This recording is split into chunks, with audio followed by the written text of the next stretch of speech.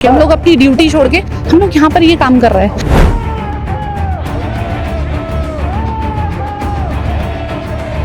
नेताओं के बच्चों की अगर बात की जाए तो विदेशों में वो शिक्षा ले रहे हैं, विदेशों में नौकरी कर रहे हैं, व्यवसाय कर रहे हैं, और जब हमारे प्रदेश का युवा इस तरीके से सड़कों पर आ रहा है तो फिर हमारी सरकार शासन प्रशासन से क्या और मतलब की मांगे होनी चाहिए।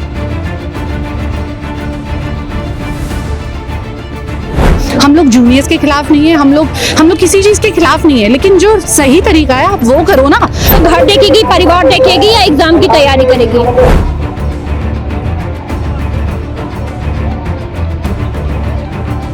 हमारी बातों को नहीं सुना जाएगा तो सामूहिक मुंडन का जो ऐलान किया है।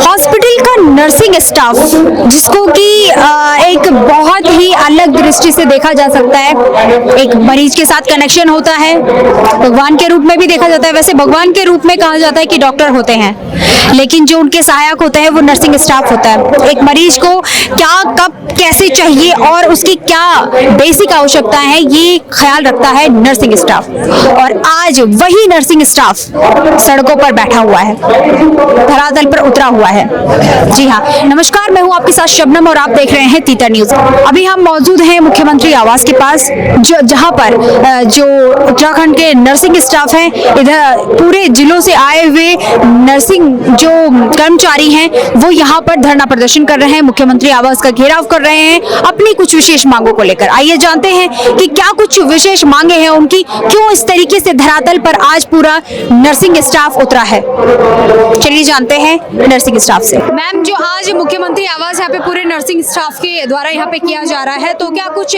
मांगे हैं आपकी जिसको लेकर के यहाँ पे धरना प्रदर्शन किया जा रहा है? नमस्कार मैम, आप सभी लोगों का तहे दिल से धन्यवाद।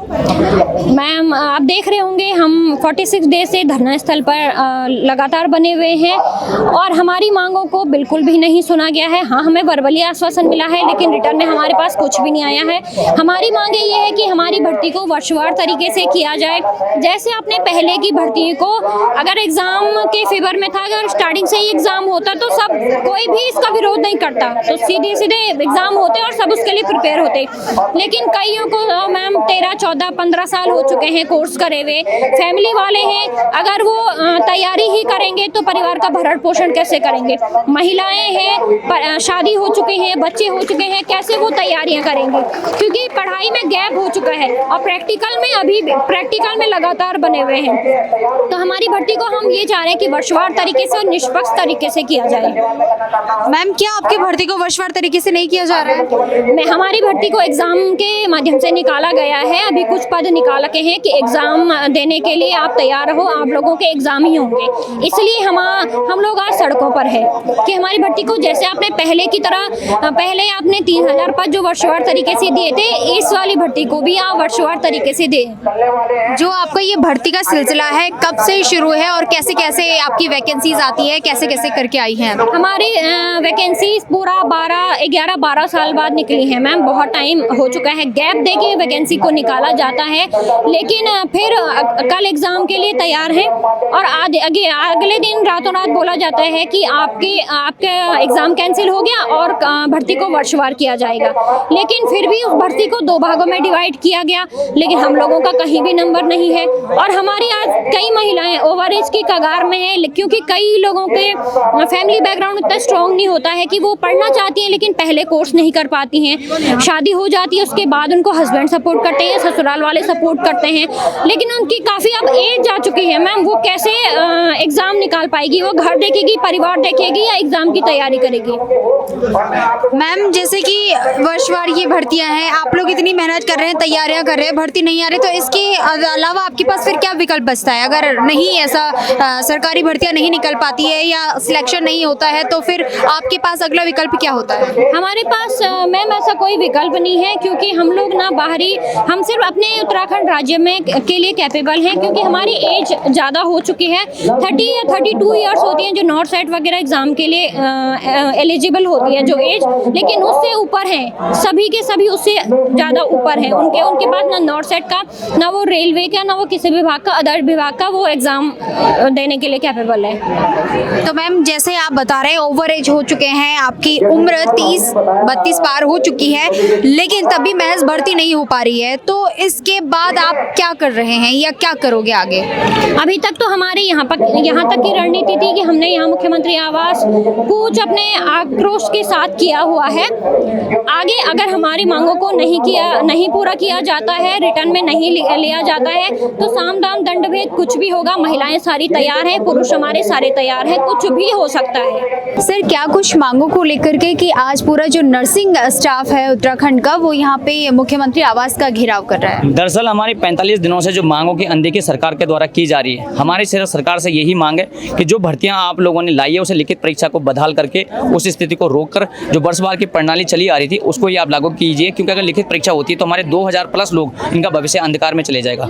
काफ़ी लोग ओवर एज हो चुके हैं और जब राज्य में कोरोना काल के समय इन लोगों ने इतनी अच्छी सेवाएं दी हैं, स्वास्थ्य विभाग को मजबूती प्रदान की है, तो आज रोजगार के समय में जब रोजगार देने की बात आती है उत्तराखंड के लोगों को जल जंगल जमीन रोजगार के लिए बार बार धरना प्रदर्शन में शामिल क्यों होना पड़ता है? जबकि नेताओं की अगर बेटों की बात करी जाए, नेताओं के बच्चों की अगर बात की जाए तो विदेशों में वो शिक्षा ले रहे हैं, विदेशों में नौकरी कर रहे हैं, व्यवसाय कर रहे हैं, और जब हमारे प्रदेश का युवा इस तरीके से सड़कों पर आ रहा है तो फिर हमारी सरकार शासन प्रशासन से क्या और मतलब की मांगे होनी चाहिए। तो मेरा ये सभी आने वाले समय में सभी जिलों से और सभी तमाम जो जिले में हमारे नर्सिंग अधिकारी हैं, आने वाले समय में जो यहाँ नहीं पहुँच पा रहे हैं, हम लोगों के द्वारा प्रतिमंडल के द्वारा वहाँ पहुँचा जाएगा, वहाँ रैलियाँ की जाएगी, जगह जगह लोगों को जागरूक किया जाएगा, जगह जगह लोगों को बताया जाएगा कि 2027 में स्वास्थ्य विभाग को जो प्राथमिकता देने का जो कार्य अगर सरकार के द्वारा नहीं किया जाता है तो हमारे द्वारा वहाँ लोगों को जागरूक किया जाएगा कि जब रोजगार की बात आती है तो आपके बच्चों को कहीं ना कहीं सड़कों पर धरना प्रदर्शन में बैठना पड़ता है। सर ठीक है, आप स्वास्थ्य विभाग की जो बात कर रहे हैं, जो हमारे स्वास्थ्य मंत्री हैं डॉक्टर धन सिंह रावत, उन्होंने स्वास्थ्य के प्रति उनके बहुत बड़े बड़े बयान आते हैं कि स्वास्थ्य व्यवस्थाएं बहुत अच्छी हैं, स्टाफ अच्छा है,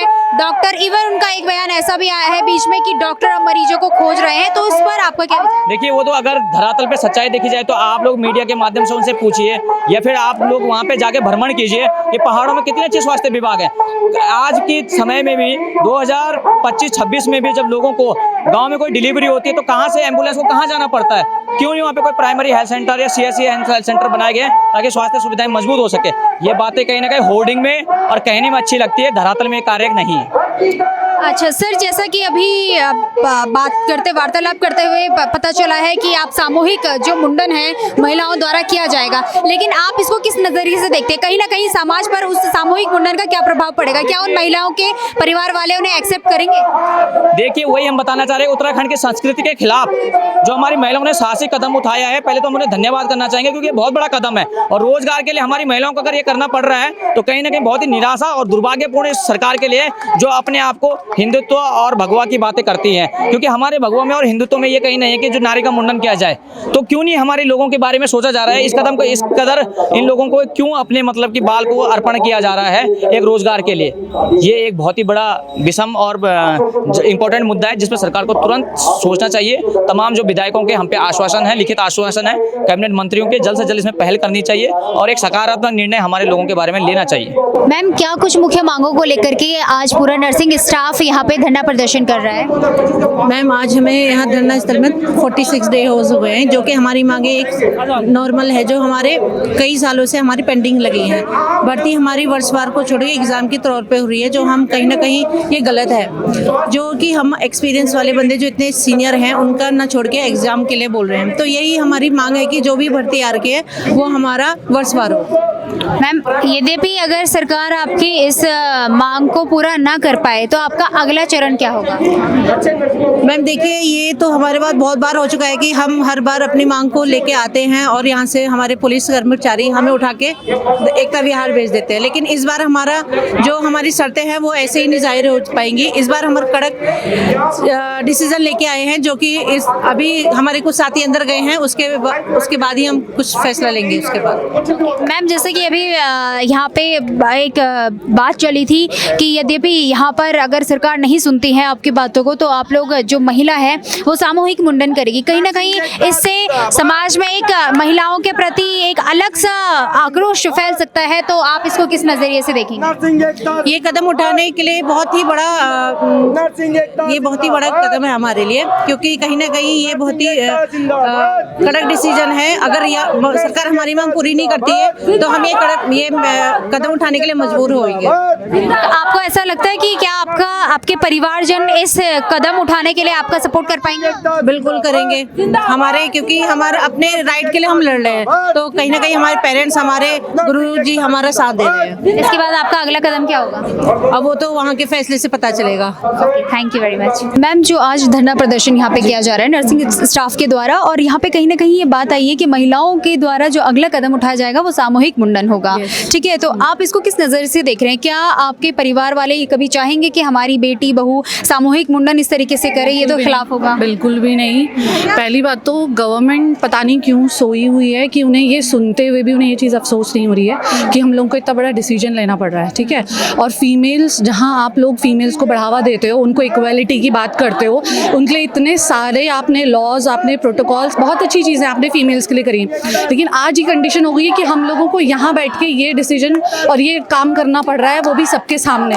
भले ही हम लोगों ने ये चीज़ अपनी फैमिली को नहीं बोली है कि हम मुंडन करवाने जा रहे हैं, लेकिन जब वो ये चीज़ देखेंगे तो उनके दिलों में क्या गुजरेगी और सरकार के सामने उन लोगों की क्या छवि होगी, या वो सरकार को किस तरीके से देखेंगे, वो सरकार के लिए ही निराशजनक है। और ये बहुत शेमफुल वाली बात है कि आज हम लोगों को 45 डेज़ हो चुके हैं, लेकिन गवर्नमेंट की तरफ से या फिर किसी भी तरीके से हम लोगों को कोई भी बताए इन्फॉर्मेशन नहीं शेयर करी गई है, ना रिटन में ना वर्बली। बस हम लोग यही सब कुछ करने के लिए मजबूर हो रखे हैं।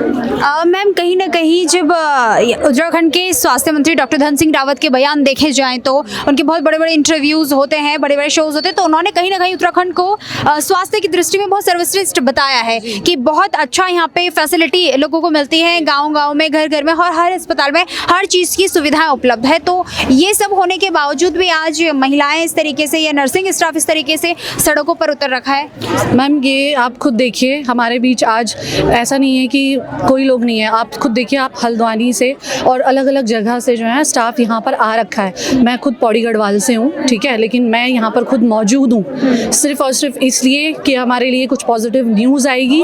लेकिन हम लोग इतना ब्रेक डाउन हो चुके हैं कि हम लोग 45 डेज़ कम नहीं होते हैं। 45 डेज़ से हम लोग अपनी जॉब से कैसे हम छुट्टी लेके आ रहे हैं, अपने हम लीव विदाउट पे, हम लोग पैसे कटवा रहे हैं, हम अपनी सैलरी कटवा रहे हैं और हम यहाँ आके बैठ रहे हैं, लेकिन ये चीज़ सरकार को नहीं दिख रही है। अच्छी बात है अगर सरकार ने हमारे लिए बहुत सारे ऑप्शंस दिए हुए हैं, वो बहुत सारे सरकारी अस्पताल भी खोल रहे हैं बहुत जगह पर, लेकिन उसके लिए स्टाफ कहाँ है? स्टाफ तो यहाँ बैठा हुआ है ना, स्टाफ कहाँ है? और ये सारे लोग सीनियर्स हैं, हम लोग 2014 के पास आउट है, 10 से 12 साल हम लोगों का एक्सपीरियंस हो चुका है। मैं खुद मैक्स में जॉब करती हूँ, ठीक है, तो हम लोगों को पता है कि वहाँ की क्या लाइफ है, पेशेंट का क्या केयर है और पेशेंट को क्या चाहिए। एक VVIP जो आता है ना, उसको क्या चाहिए वो हम लोगों को पता है। हम लोग जूनियर्स के खिलाफ नहीं है, हम लोग किसी चीज़ के खिलाफ नहीं है, लेकिन जो सही तरीका है आप वो करो ना। आपने पहले तो वैसे कर लिया है वर्षवार और हम लोगों को एकदम नील कर दिया है। नील मतलब हमारी जो वैल्यू, हमारी जो डिग्रीज़ है ना, वो आपने ज़ीरो कर दी है। हमारी 10 साल की जो मेहनत है, हमारा जो एक्सपीरियंस है ना, वो आपने ज़ीरो कर दिया है एकदम से ये दिखा के कि हम लोग एग्ज़ाम दे रहे हैं। क्यों? क्योंकि हमारे जूनियर्स हमसे जूनियर्स, आप खुद सोचिए, 2023 के पास आउट स्टिल, वो भी कैटेगरीज वाले SC ST जो भी हैं व्हाटएवर, ये लोग जो है वर्षवार के बेसिस पे कैटेगरी के अकॉर्डिंग वो वहाँ सिलेक्ट हो गए। ठीक है, वो उनका अधिकार था, वो अच्छा हुआ उनके साथ जो भी है, लेकिन हमारे साथ क्यों बुरा हो रहा है ना? हमारा भी तो राइट है ना कि हम लोग भी वर्षवार के ही तहत हमारा चयन हो।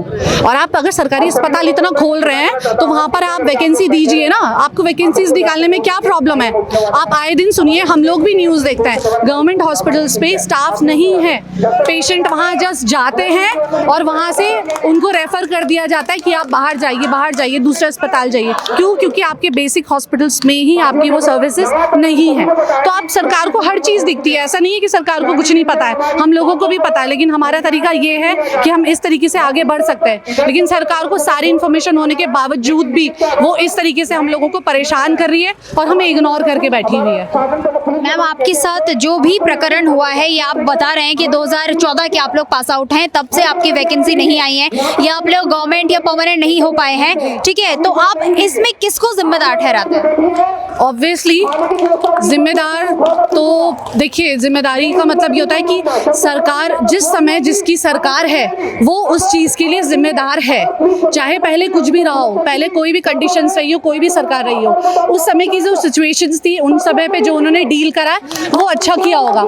लेकिन इस वक्त की जो सरकार है वो क्या कर रही है, हमारा क्वेश्चन ये है, ठीक है। अब ऑब्वियसली ये बात 100% श्योर है कि अब आने वाले इलेक्शंस हैं, अब आने वाले समय में इलेक्शन के टाइम पे सरकार अपने आप को दिखाएगी कि हम लोगों के लिए ये कर रहे हैं, लोगों के लिए वो कर रहे हैं, जैसे अभी हुआ ही है। पिछली भी बार भी लोगों ने कितने सारे ये आंदोलन करे हैं और उनके लिए पॉजिटिव ही रिजल्ट आया है। लेकिन हम भी वही चीज़ करना चाह रहे हैं, तो क्यों हम लोगों को मजबूर किया जा रहा है कि हम लोग बिना आंदोलन के क्यों हम अपने अधिकारों को नहीं ले सकते हैं? मतलब हमें हर बार आंदोलन ही करना पड़ता है, लड़ना ही पड़ता है, अपना जानबूझ के हमें वो गुस्सा हमारे अंदर से निकाला जाता है। आप खुद सोचिए, स्टाफ नर्सेस का कभी भी ये बिहेवियर, ये एटीट्यूड नहीं होता है जो हमारा यहाँ आके हो गया है। हम लोग एकदम शांत है, हम लोग पेशेंट्स की केयर करने वाले हैं, हम लोग जान बचाने वाले लोग हैं, हर किसी के लिए हमारे दिलों में प्रेम दया की भावना है। लेकिन यहाँ पर आके हम लोगों को इतना ज़्यादा गलत बना दिया गया है कि हम लोग खुद ही नहीं सोच पाते कि हम लोग ये क्या कर रहे हैं यहाँ पर बैठ के। हम लोग अपनी ड्यूटी छोड़ के हम लोग यहाँ पर ये काम कर रहे हैं, तो ये चीज़ सरकार के लिए बहुत बुरा है, बहुत गलत है, और आगे उन लोगों को ही ये चीज़ झेलनी पड़ेगी। अब आगे जो भी रिजल्ट होता है इलेक्शन के टाइम पे वो उन्हें भी पता चल जाएगा। जैसे कि अभी आपने देखा कि यहाँ पर जो नर्सिंग स्टाफ है अपनी विशेष मांगों को लेकर उतरा हुआ है, जो उनकी भर्ती प्रक्रिया की मांगे हैं उनको लेकर के यहाँ पे उतरा हुआ है। असंतोष है नर्सिंग स्टाफ अपने उत्तराखंड के स्वास्थ्य विभाग को देख करके, स्वास्थ्य सेवाओं को देख करके और सरकार की रणनीति को देख करके। सवाल ये उठता है कि क्या इन जो नर्सिंग स्टाफ है इनकी जो बेरोजगारी है या इनकी जो भर्ती प्रक्रिया का सिलसिला है, क्या सरकार इस पर संज्ञान लेती है और अगला कदम सरकार का क्या होगा? फिलहाल इस खास रिपोर्ट में इतना ही। मेरे सहयोगी कैमरामैन के साथ धन्यवाद।